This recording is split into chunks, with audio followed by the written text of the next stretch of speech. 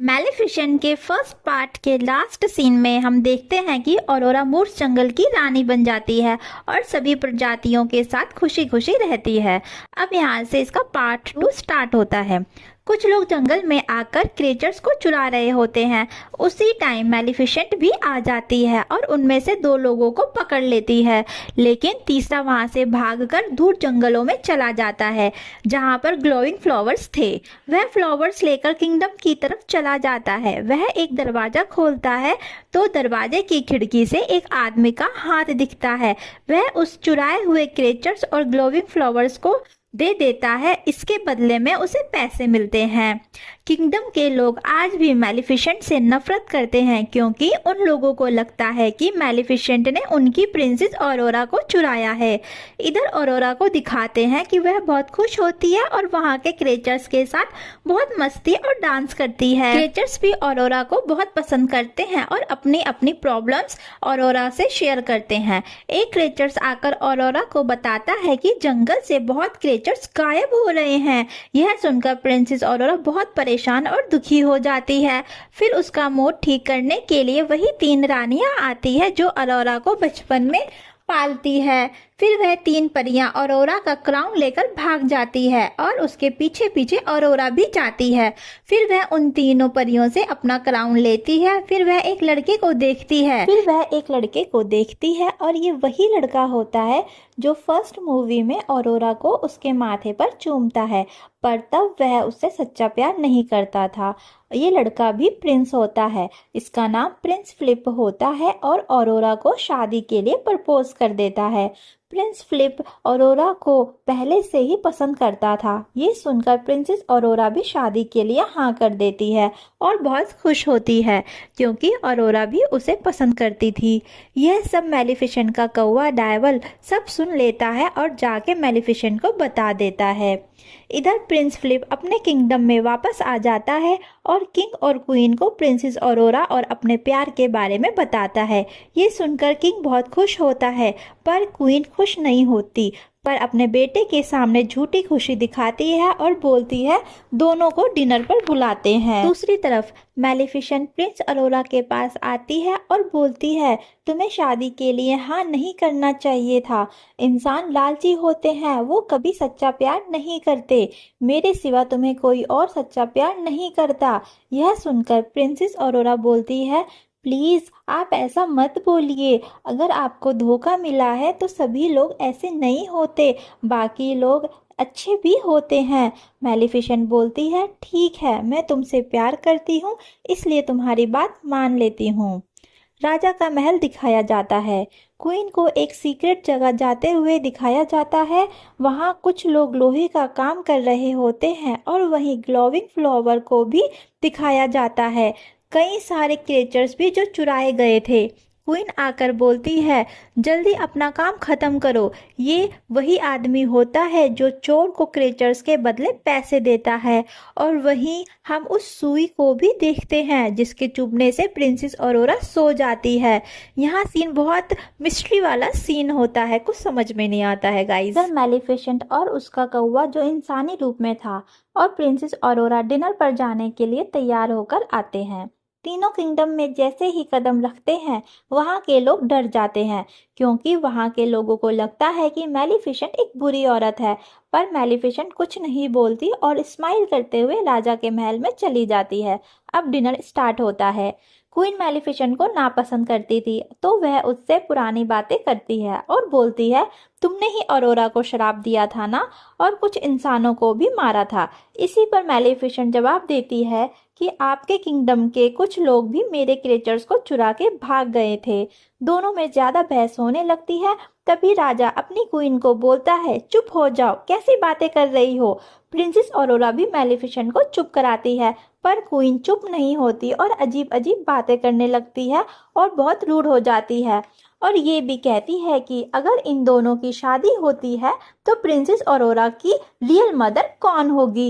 ये सुनकर मैलेफिसेंट दुखी हो जाती है क्योंकि वह खुद को ही ऑरोरा की मां मानती है। क्वीन की बातें सुनकर मैलेफिसेंट को गुस्सा आ जाता है और अपनी जादू से सब कुछ तोड़ फोड़ देती है।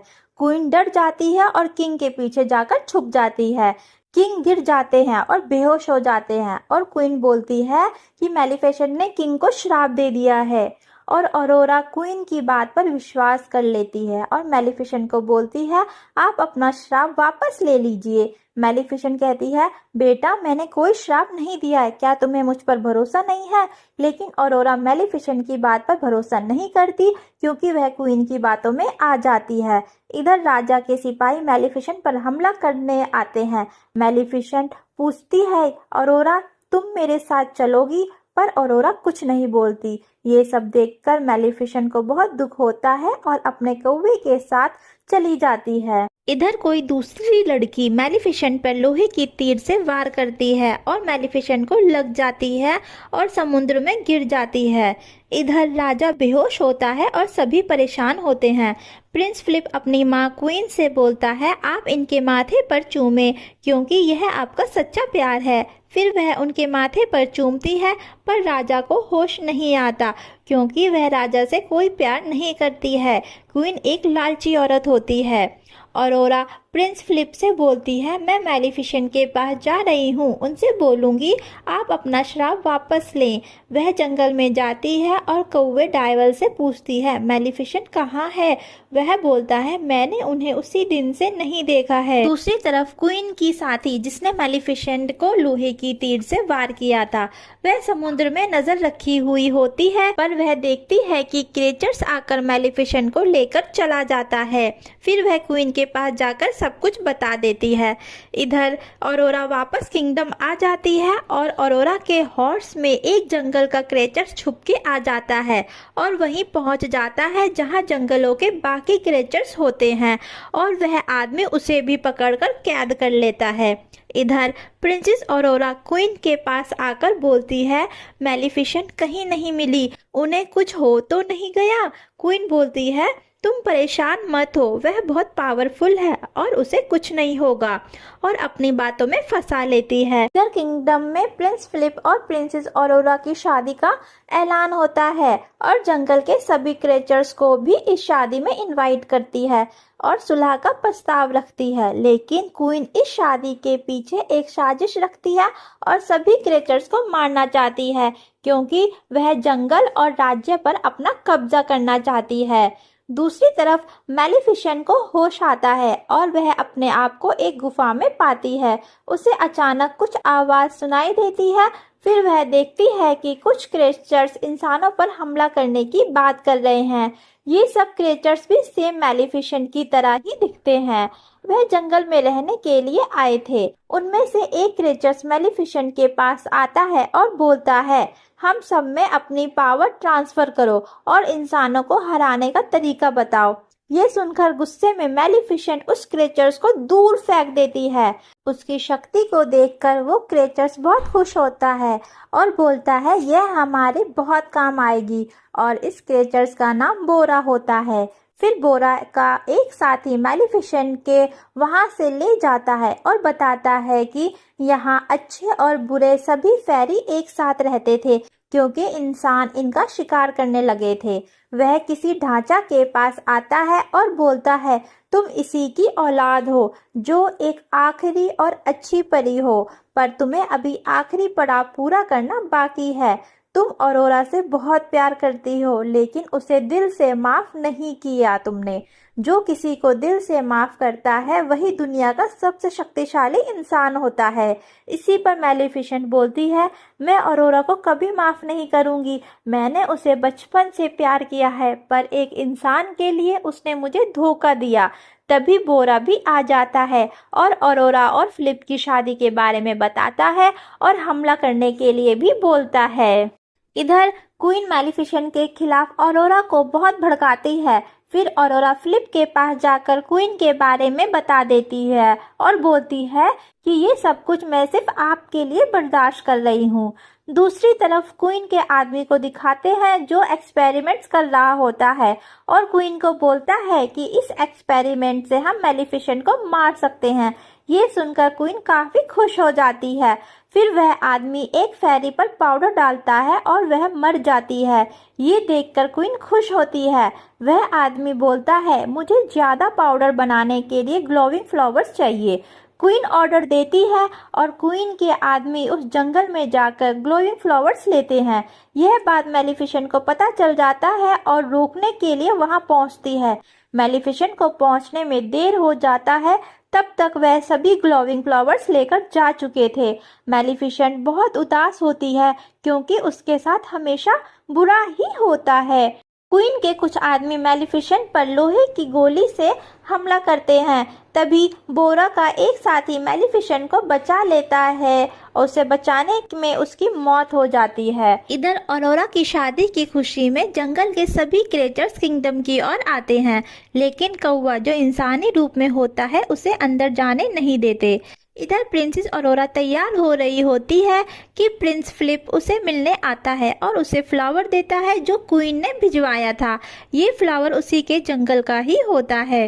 ये फ्लावर्स देखकर ऑरोरा क्वीन के पास जाती है। उसे क्वीन का गुप्त रास्ता मिलता है। वह उसके अंदर जाती है और देखती है ये वही सुई है जिसके चुभने से बेहोश हो गई थी और उसे सभी विजन्स क्लियर दिखने लगते हैं और उसे सच्चाई का पता चल जाता है और वह चुराए हुए क्रिएचर्स को भी देखती है। क्रिएचर्स ऑरोरा को बताने वाले ही होते हैं कि वह आदमी आके उन्हें रोक देता है। फिर क्वीन भी आ जाती है और बोलती है, उस जंगल के पास मेरा भी किंगडम था, पर इन क्रिएचर्स ने मिलकर और मैलेफिसेंट के पूर्वजों ने मिलकर मेरे किंगडम को तबाह कर दिया था और जब मेरा भाई सुलह करने गया तो उसे भी मार दिया गया और फिर मेरी शादी राजा से हो गई, लेकिन मैं उससे प्यार नहीं करती थी। मैं तुम सबसे अपना बदला लेकर रहूंगी। क्वीन सिपाही को ऑर्डर देती है ऑरोरा को एक रूम में कैद कर लो और सभी क्रिएचर्स को भी एक रूम में बंद कर दो। सभी क्रिएचर्स के ऊपर वही पाउडर डाला जाता है। वे सब बेचारे धीरे धीरे कमजोर होने लगते हैं। इधर प्रिंसेस ऑरोरा बाहर निकलने के लिए अपने वेडिंग ड्रेस को फाड़कर एक लंबी सी रस्सी बनाती है, पर उसी टाइम सिपाही भी अंदर आ जाते हैं और वह छुपकर खुद को ही रूम में बंद कर लेती है। इधर कौवा कैसे भी करके महल के अंदर आ जाता है। दूसरी तरफ प्रिंस फिलिप किंग के पास बैठा रहता है जिसे कुछ भी पता नहीं होता। इधर क्वीन अपने महल के छत पर होती है और युद्ध करने का ऑर्डर देती है। बोरा भी अपने साथियों के साथ युद्ध में आ जाता है। इधर प्रिंसेस ऑरोरा मौका देखकर रस्सी की हेल्प से किंग के रूम में आ जाती है और वहीं पर प्रिंस फिलिप भी होता है। वह उसे सब कुछ सच सच बता देती है और उसके साथ और किंग के साथ जो भी हो रहा है वो मैलेफिसेंट ने नहीं क्वीन ने किया है। ये सुनकर फिलिप बहुत हैरान हो जाता है। इधर बहुत लड़ाई हो रही होती है। प्रिंस ऑरोरा डाइवल को देख लेती है और उसके पास जाती है। प्रिंसेस ऑरोरा बोलती है, हमें चर्च का गेट ओपन करके सभी क्रिएचर्स को बचाना होगा। दोनों मिलकर चर्च का दरवाजा खोलकर क्रिएचर्स को बचा लेते हैं। वहाँ छोटी छोटी परियां उन छेदों को बंद कर रही होती है जहाँ से पाउडर निकल रहा होता है।